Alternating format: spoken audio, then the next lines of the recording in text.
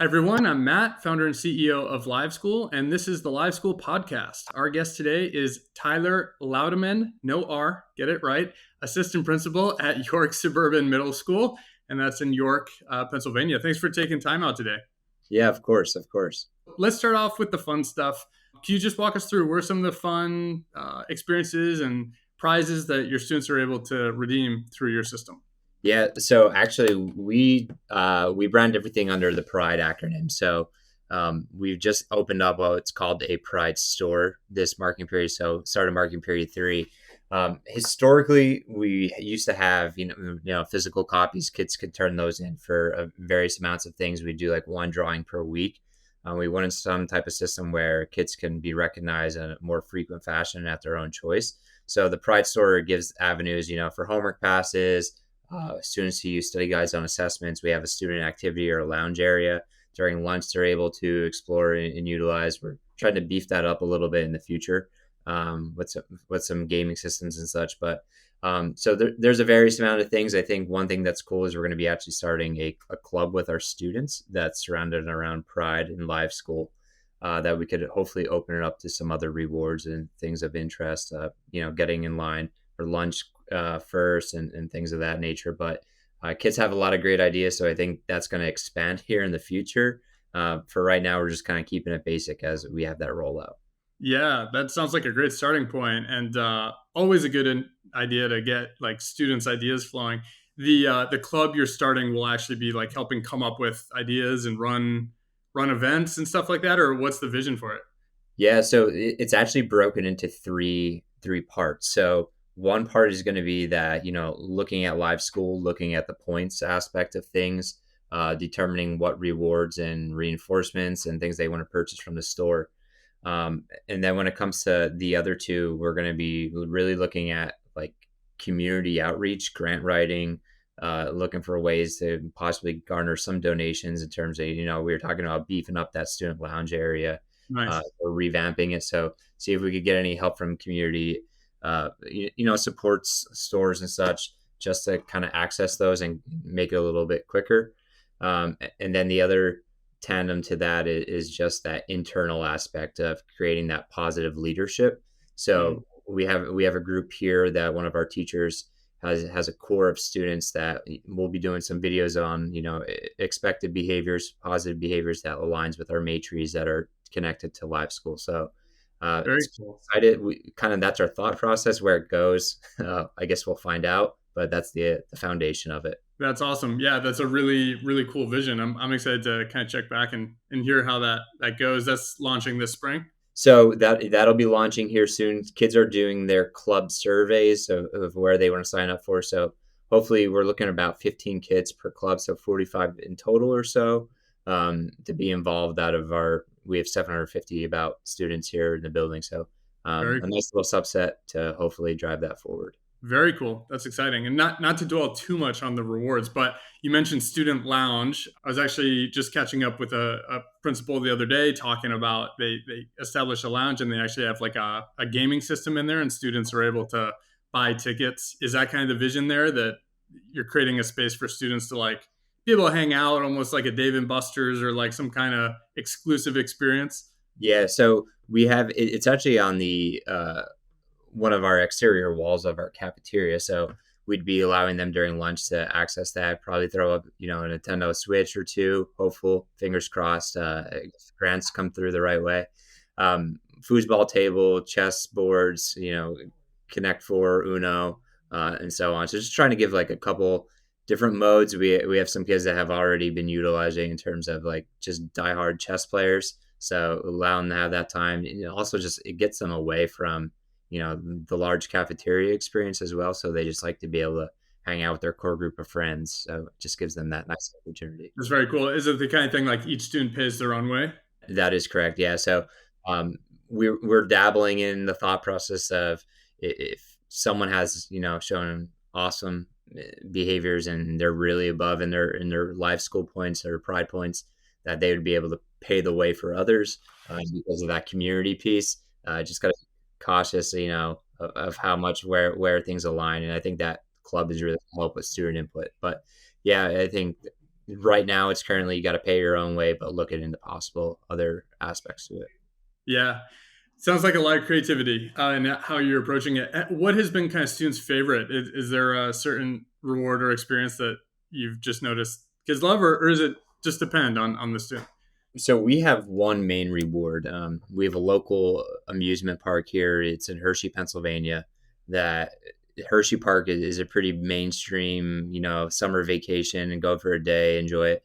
But they have some days reserved specifically for school. So we have reserved 3 days, one for each of our grade levels, since we're a 6 to 8 building. So a day in May is reserved for our sixth, seventh, and eighth grade classes. So they're actually able to build their pride points up. We currently have it at 75, and then once they hit 75, they could denote whether they want to attend that day or not. And that's why we also have the store, to purchase other items if they don't wish to go. But a lot of them are really working forward to that, or working towards that. I think we have currently sold, put that in quotations because not necessarily, they're using their points for it, but um, upwards towards 400 or so of our 750. So our expectation is to have all of those in by the end of marketing period 3. So we have a pretty solid group or population that's going to be intended on going. So it's really cool to see.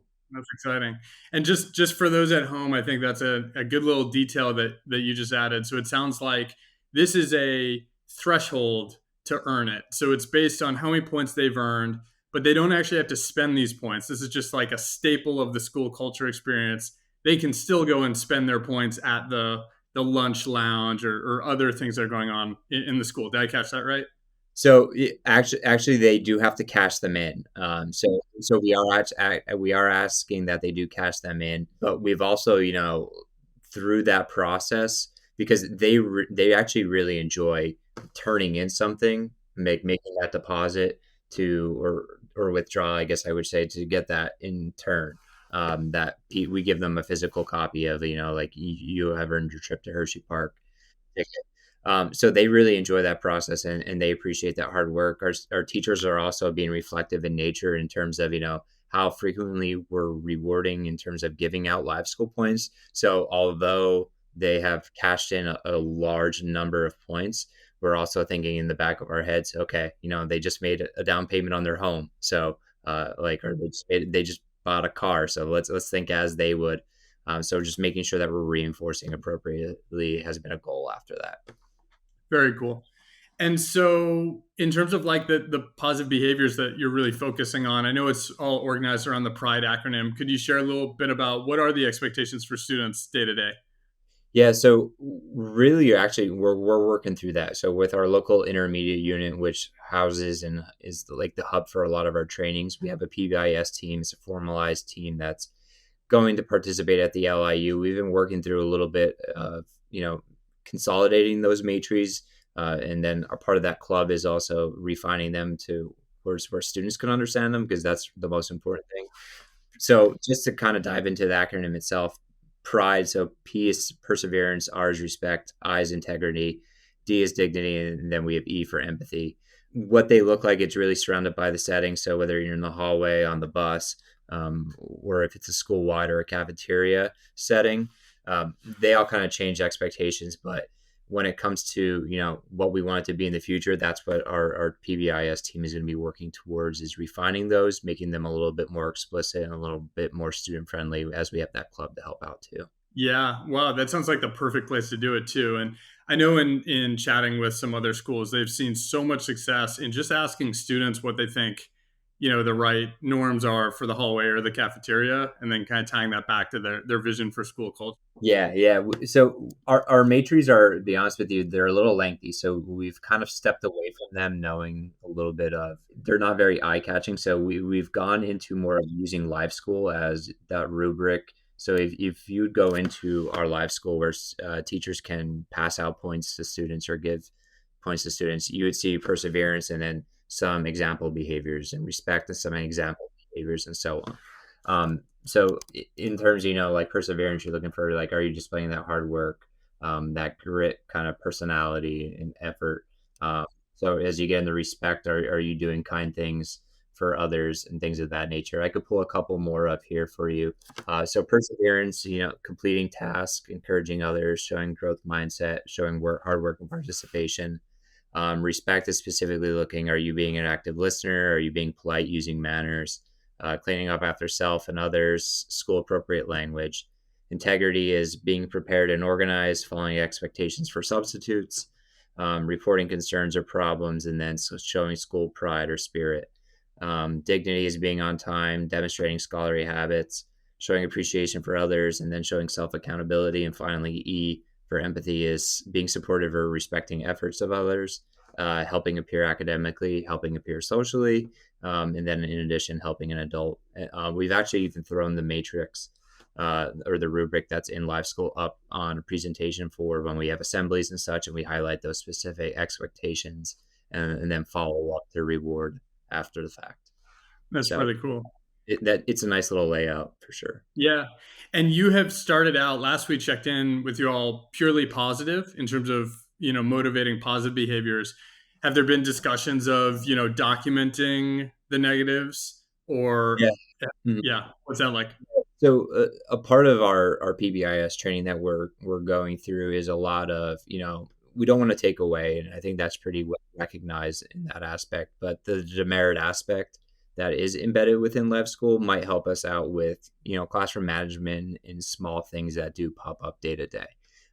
We try to separate those moving forward. Our hope is to between minors and majors, where our majors are going to be those offices or office disciplinary referral reports. Some of those policy violations and more serious aspects, they'd be held in a different manner, but possibly looking at using the demerits as, not taking away from points, but that parental communication of keeping it streamlined. That LiveSchool is going to be it's going to be our hub for how we're communicating with families about behaviors and kids doing well and meeting expectations.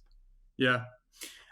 So you all have actually surveyed staff and students, I think more than once so far this year, which is just such a great tool, for collecting community feedback and really understanding how an initiative is working. So I just want to emphasize how cool and great that is that your team is focused on that. Yeah. What kind of data and feedback have you been getting so far? Yeah, be honest with you, I think data comes in two ways when it comes to staff. I think they formalized it, and they say they like LiveSchool, but I think the bigger telling sign is we set this goal of 75 points for Hershey Park for kids, and our expectation is, that a majority, 80 to 90% of our population would meet it closer to the end of third marking period in that time range, where we have kids that they're 150 points or more. So I think our staff usage and how often and frequent and what they're rewarding for and giving that reinforcement for expected behaviors is beyond our expectations, which is a great sign, I think, for just ability of usage, which they really appreciate. We had the physical pride tickets and historically, and then they had to be, they had to track how many each kid had and all that. So they find LiveSchool to be extremely beneficial and useful. So they love it. We've even talked about, we have those year-to-year budget meetings, and you say, is this something we want to move forward with? And it's been a hands down, like, yeah, we're not getting rid of it. It's something that we need to keep. So they've loved it. Kids, we actually said, like, just gave a quick little 1 to 5 Likert scale in terms of, would you appreciate LiveSchool? Is this a great app to use? Is it good for you? And marking period 1 to 2, the data actually stayed pretty consistent. It was a 4.3 out of 5. A couple kids, they said they prefer the hard copies of things, just, as some people like electronics, some people like pencil paper. So we kind of put it more towards that. There are just the kids that like the physical hard copies of things. So that's why we have the hard copies of the tickets in our Pride store to kind of say, like, this is what you've earned and what you purchased. So trying to blend it there, but the overall response has been awesome so far. That's obviously really exciting for us to hear, and kudos again for just being so disciplined about like collecting data. I think that's so important. So I know you play a huge role, but it's not just you. You have a PBIS team. Well, soon you'll have a team with tons of students supporting too. But in terms of the adult staff, can you talk a little bit about the team, who helps come up with all the creativity and helps put all these different pieces together? Yeah, so this team actually last year, just to give some perspective, we were probably sitting about 4 to 5 staff members. Currently, our PBIS team is blended with our restorative practices team as well. So we're probably about 12 to 14 members Wow. currently this year. Our formalized team that goes to a lot of the trainings is a subset of that. So that's 10 of us. We have included in that, kind of the basics myself, our school psychologist, some other team members, but we also have our guidance counselor, administrative assistant is part of it because she does a lot of the LiveSchool, the Pride Store component. So she's an integral member of the team. In addition, we have two like leaders per se, and one of us is our school connected liaison, which is similar to a dean of students role that we have here, and then another one is actually one of our unified arts teachers or specialist teachers that he's a STEM teacher in the building and he jumped on board. He's new to our building this year, has historically worked with PBIS teams. So he leads that. And then we also have several team members that are, at the team level of core teachers. So ELA teachers, math teachers, so on and so forth. So we cover all grade levels. It's a great team. It's all spread out. So yeah. Yeah, that's awesome. Sounds like you really have like most every perspective represented across the building, which is really really important. How often do you all get together? Just curious. Yeah, so we're scheduled for a 30-minute meeting once per month. The Pride Club component is going to be some additional planning time. So we do clubs every other cycle. So we're on a 6-day cycle. So it's going to equate to about an hour and a half each month of planning time, work time. So we're going to use a little bit more the morning time when we don't have kids for that data dive and things of that nature, but more the planning process and other components during that club time. Great. One just kind of like reflection question. If you could go back to the beginning of the year, is there anything you would want to tweak in terms of how you rolled out your system? Yeah, I don't necessarily know. I mean, I think hindsight is always 2020. You never like you kind of figure out bugs and what works for you, and everyone's different. I think in terms of like SIS and like getting kids integrated, it's awesome because it connects directly with Clever, which connects with one of our systems. So it's more so on our end, just getting a SIS that's more integrated with some of our blending and stuff like that, where it gets pulled over and synced. So we use what's called Infinite Campus to do a lot of our scheduling. So it's not a direct connection, but we do have that middleman of Clever that helps out. So it all works out. I mean, so once we got kids set up, they're able to dive into it. Same with teachers. So I think more so just that things that we've integrated over time, the Pride Store, the club, and like how things have taken legs and grown a little bit more. I think we're looking forward to year 2 with a full integration to kind of jump. Nice. Yeah, it sounds like nothing to do differently. It's just that process of like building momentum and adding on pieces based on student feedback. I'd love to wrap up with I have two like bigger picture questions I love to always ask people. So the first one, I'm curious to get your take on a bit of a debate in education between kind of intrinsic and extrinsic motivation. How do you think about it? Like, on the one hand, we all want to get better and just push ourselves naturally. And on the other, we all, maybe like recognition and rewards. As you're thinking about, your goals for students and helping them develop, how are you and your team thinking about those two forces? Yeah, and I think it's always been a battle, and I think it's actually a scaffolded approach and process possibly. I've listened to some other podcasts and just insight on that. Specifically, one it's called the Happiness Lab with Dr. Lori Santos, and she talks about building intrinsic motivation. If you want to develop fitness levels, then you have to buy yourself fitness clothes. You can't buy yourself ice cream because it's counterproductive. In terms of reinforcing students, though, I don't know if we're all necessarily fully there in that continuum of building ourselves as individuals. So I think there needs to be a balance. I think that's what we try to do with our Pride store is create that. So those extrinsic things, like we give the opportunity for the student lounge. It's not necessarily tied specifically to like that expected behavior in the moment. But then we also try to, build in maybe some of that intrinsic stuff where it's a homework pass, or maybe it's, um, get to use a study guide on assessment. So the kids have to do the study guide. It's making them be tied to it. So kind of balancing what kids have opportunities to, I think. Yeah, that makes a lot of sense. It definitely is a balance, and yeah, it's great to hear your thoughts on that. And last question: if you could put up anything on a billboard that every assistant principal would see on their way to work in the morning, I'm just wondering, based on your time in education so far, is there like a message or something that you've really bought into or resonates with you that you would want to share? Yeah, I mean, I might need some more time to think on that one. I'll just go with the kind of what's off the top of my head, and I think it's just the equity component, in just in terms of, we always can debate, what's fair, what's equal, what it may be, but if it works and it benefits and it creates improvement, I think that's important to, make sure that we're reflecting on and what we're advocating for students and supporting. There's probably a million more. I bet you there's probably a million more better billboards out there. Just kind of the one that's on the top of my mind right now. Awesome. No, that's a great answer. Yeah, sorry to put you on the spot, but it's a really great thought and a great note to close on. Just want to say congrats again to you and your team. It seems like you've got a lot off the ground in a short period of time, and a lot of like creative things, especially it seems around student voice and getting students really empowered and engaged in the process. So I know it's a lot of work for you and your team, but kudos to you all for doing it. Appreciate it. Hopefully it continues to go well. Oh, it will. All right. Thanks for joining. All right. Bye bye.